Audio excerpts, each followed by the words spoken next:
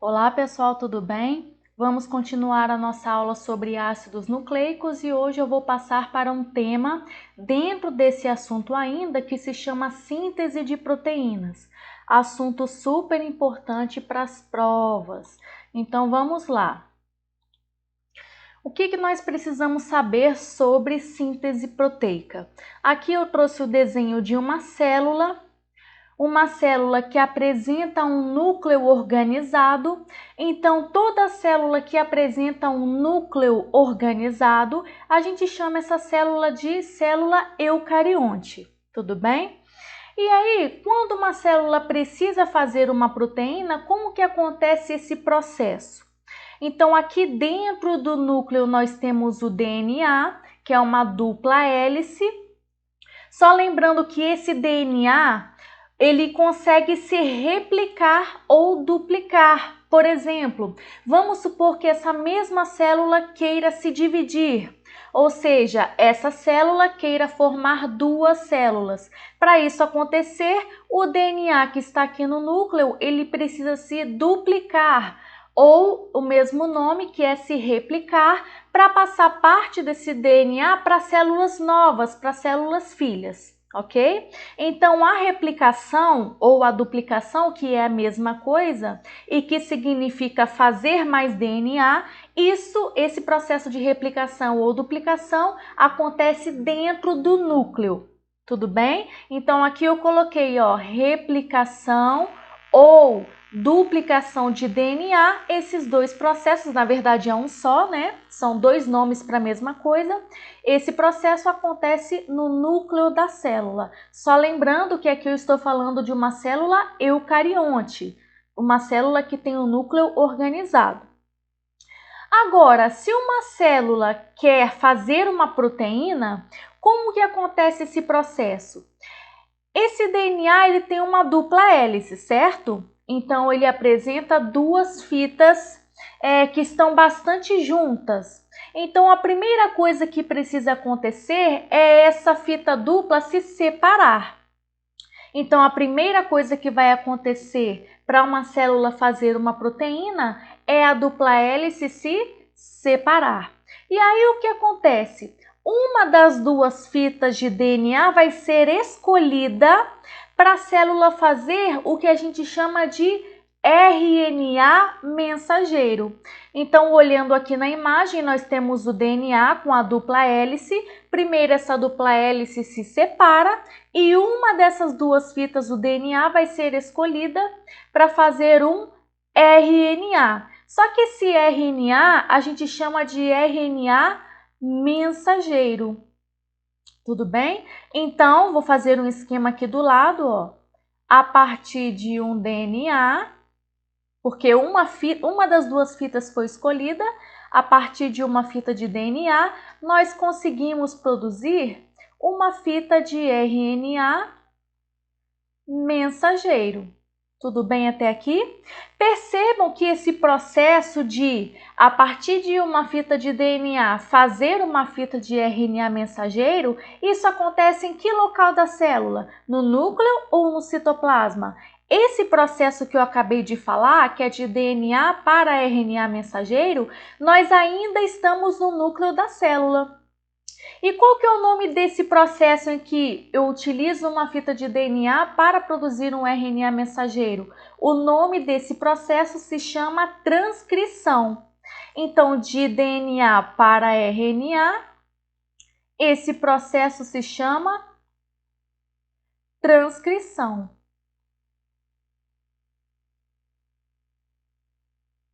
O processo de transcrição acontece em que local da célula? Eu acabei de falar. Acontece no núcleo. Então, fazendo uma síntese de todas as informações até agora.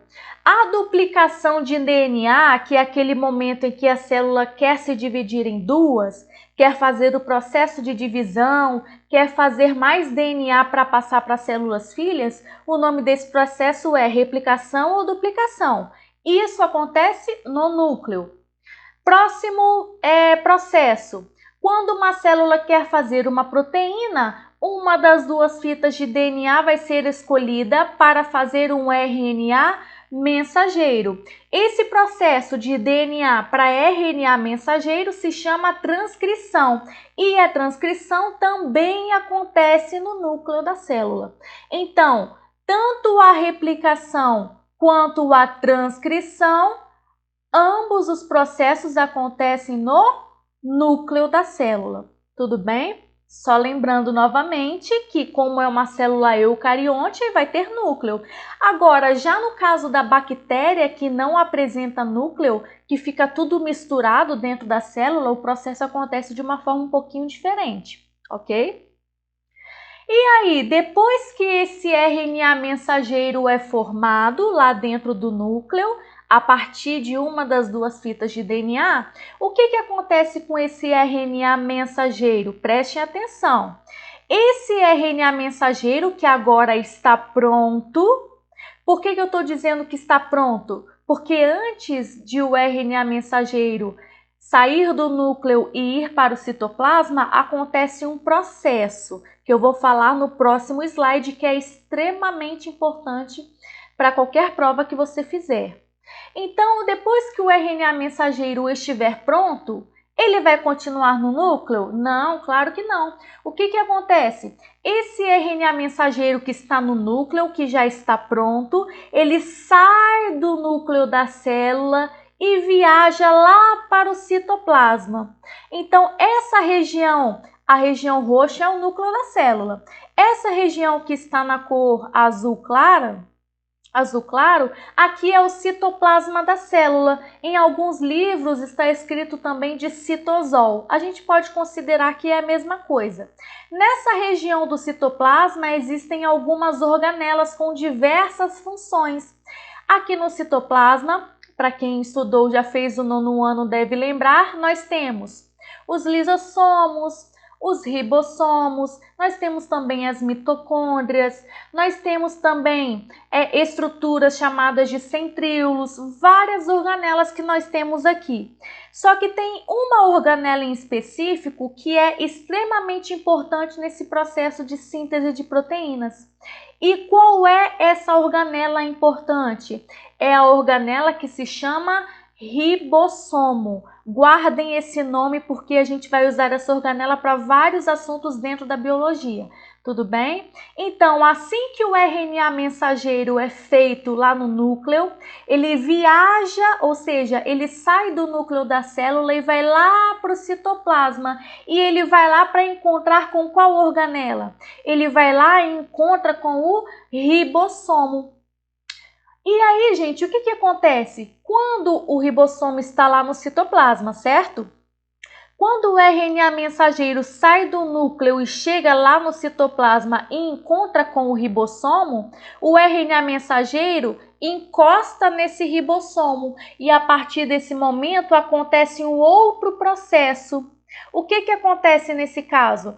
Esse RNA mensageiro que carrega uma mensagem, essa mensagem veio lá do núcleo, né? Então, na verdade, é lá no núcleo que tem todas as informações necessárias. Esse RNA mensageiro, ele gruda no ribossomo e a partir desse momento, essa mensagem que tem aqui no RNA mensageiro, ele vai ser traduzido em uma proteína. Então, esse RNA mensageiro, ele carrega uma mensagem para chegar lá no ribossomo e ser traduzido. Olha a palavra que eu falei, traduzido, tradução. Então, cuidado para não confundir. O processo de transcrição acontece lá no núcleo, lá no início do processo, em que uma das fitas de DNA vai ser utilizada para fazer uma fita de RNA mensageiro. Esse processo é o processo de transcrição que acontece em que local? No núcleo da célula. Agora, a partir do momento que o RNA mensageiro sai do núcleo e encosta no ribossomo, já não é transcrição. Esse processo se chama tradução, ou seja, vamos fazer uma relação. A mensagem que está no RNA mensageiro, a partir desse momento, ela vai ser traduzida, ela vai passar a ser entendida, compreendida. Tudo bem? Então, RNA mensageiro com ribossomo, vocês precisam lembrar de tradução. Pergunta: o processo de tradução em que o RNA mensageiro gruda no ribossomo e é traduzido, né? Porque o ribossomo ele vai traduzir toda essa fita de RNA mensageiro, né? Então, esse processo acontece no núcleo ou no citoplasma? Bom, já que o RNA mensageiro fez toda aquela viagem para encontrar com o ribossomo, então o processo de tradução só pode acontecer em que local? No citoplasma. Então, tradução você lembra logo do ribossomo. O processo de tradução em que o RNA mensageiro vai ser traduzido em uma proteína, acontece no citoplasma da célula. Então, aqui nós falamos todo o processo de síntese proteica ou síntese de proteínas, só que agora nos próximos slides eu preciso falar de alguns pequenos detalhes de cada fase dessa aqui, tudo bem? Então, só aqui na imagem, ó, o RNA mensageiro fez uma viagem, foi lá para o citoplasma. Nessa imagem aqui, eles não desenharam o ribossomo, mas no slide eu vou mostrar para você o ribossomo. E aí ele encontra com o ribossomo, vamos supor que seja essa bolinha aqui, ó. Encontrou com o ribossomo lá no citoplasma e aí essa fita vai ser traduzida por esse ribossomo. E aí essa proteína ela vai ser produzida. Um detalhe que eu queria falar para essa parte aqui ficar mais completa. Quando o RNA mensageiro ele sai do núcleo e vai para o citoplasma encontrar com o ribossomo, pergunta que eu faço para vocês. Quando o RNA mensageiro é traduzido no ribossomo, eu faço uma proteína logo de cara? É rápido esse processo? Ou eu preciso de partes menores para eu poder juntar para formar uma proteína? É a segunda opção. Eu pego várias partes menores, junto essas partes menores como se fosse um colar de bolinhas, pego várias bolinhas e formo uma proteína. E aí tem gente que me pergunta: professora, essas bolinhas, ó, na imagem nós temos, ó, várias bolinhas. E várias bolinhas juntas eu formo uma proteína. Qual que é o nome dessas pequenas partes, dessas bolinhas, para formar uma proteína? O nome dessas bolinhas, dessas partes menores, se chamam aminoácidos. Aminoácidos. Então, vou puxar uma setinha. A partir do momento que o RNA mensageiro ele passa pelo ribossomo, nós vamos formando várias bolinhas. É como se fosse a matéria-prima para a produção da proteína.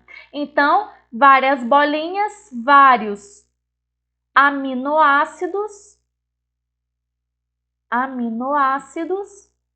Se eu pego várias bolinhas que estão sendo produzidas e junto todas elas, eu consigo formar uma proteína. Tudo bem? Então, aqui eu falei de forma geral e agora nós vamos falar de algumas particularidades.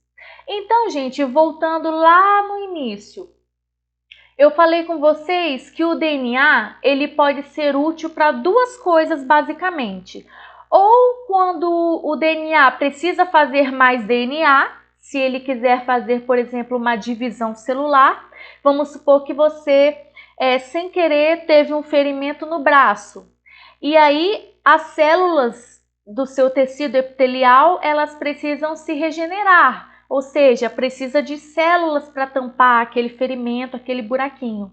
Então, as células que estão ali no seu braço, elas precisam se dividir, né? Então, as células que estão no seu braço precisam fazer mais DNA para passar para células filhas, para células que vão surgir para fazer o processo de regeneração. Só que vamos supor que nada disso tenha acontecido. Vamos supor que as células do seu corpo queiram fazer proteína.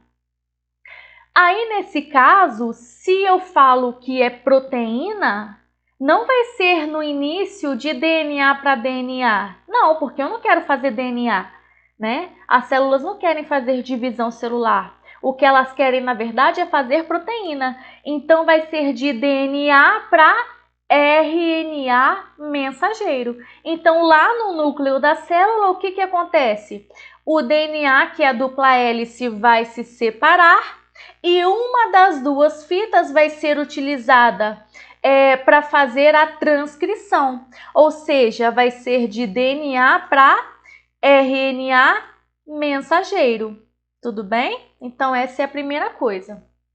Eu quero que vocês olhem agora essa imagem aqui, ó. Foquem nessa imagem.